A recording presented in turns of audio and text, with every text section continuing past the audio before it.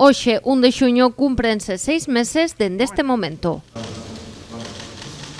Pontevedra se lava comprado o convento de Santa Clara e abriu a cidadanía por primeira vez nos seus 750 anos de historia. Foi un dos días máis importantes de Pontevedra, non, para a historia da cidade. Poucas veces teño recibido como alcalde tantos parabéns por parte dos cidadáns, non? Dende entón o Concello organizou diferentes actividades para atender a curiosidade da veciñanza, visitas sectoriais, xornadas de portas abertas, concertos e seminarios na igrexa que permitiron empezar a coñecer os segredos de Santa Clara. Máis de 15.300 persoas, non? Sinceramente, nos agardábamos que iba a haber un gran interés pola compra de Santa Clara, pero estamos diría, maravillosamente desbordados.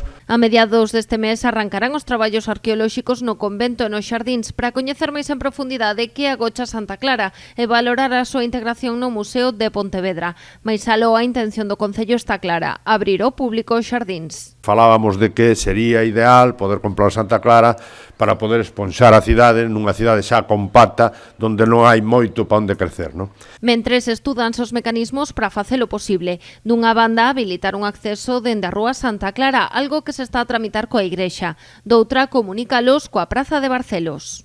As dificultades son que o nivel da Praza de Barcelos e o nivel do Xardín Santa Clara son máis menos 3 metros, non? Facer unha porta a nivel con Barcelos e logo facelo acceso dentro do propio xardín ou facer algunha actuación dentro da Praza de Barcelos que nos meta a nivel co xardín de Santa Clara. Poden ser escaleiras, poden ser rampas, poden ser ascensores. En todo caso, son necesarios os permisos de patrimonio para facer calquera actuación que afecte o muro. Ademais, dende o Concello apostan por manter o misterio do convento. E vamos a facelo, primeiro, con un criterio de mantemento, non? En fin, do muro que é patrimonio arquitectónico de todos, pero tamén que non lle quitemos ese halo de misterio que tuvo Santa Clara durante 750 anos. Así as cousas, o deseño definitivo para Santa Clara sairá do concurso de ideas que a Deputación ten pensado convocar cara a finais de ano para a rehabilitación do convento.